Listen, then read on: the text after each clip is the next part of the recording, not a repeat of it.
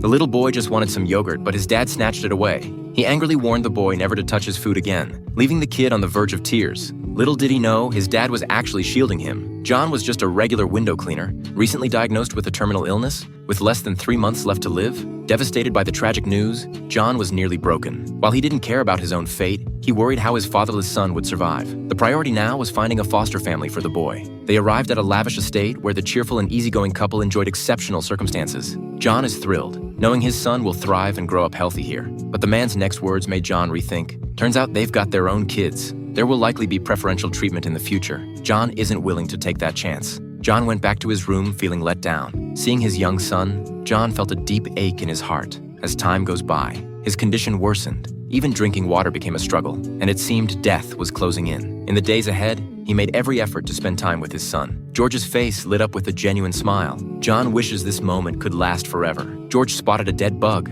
He also asked his dad curiously why it wasn't moving anymore. John thought for a while and finally told him the bug was dead and wouldn't move anymore. He aimed to teach the boy about mortality, knowing he'd face it soon too. John's constant pain wore him down, but he wouldn't give up until his son was settled. George noticed something was off with his dad, handed a glass of water to his dad with care. He thought this would help his dad recover. John took his son to the second household. They're a teacher couple, and their graceful demeanor really impressed John, who felt drawn to them. Taking the opportunity, they promised to treat George well, providing the best education and support for his healthy growth. But the boy's gaze lingered on the teddy bear nearby. The man instantly got the hint and handed it over. This couple seems to adore kids and even set up a crib early for George's arrival. John was pleased, but as they were about to leave, the hostess stopped them, subtly hinting she didn't want George to take the toy. John's heart was filled with disappointment. How could such a stingy family ever offer their son a better life? In the days before death came, the community found him a home with a single mom who couldn't have kids due to health issues, and John's arrival gave her hope. Fanny's eyes were filled with longing, but John worried if their son could handle it. He grew up isolated,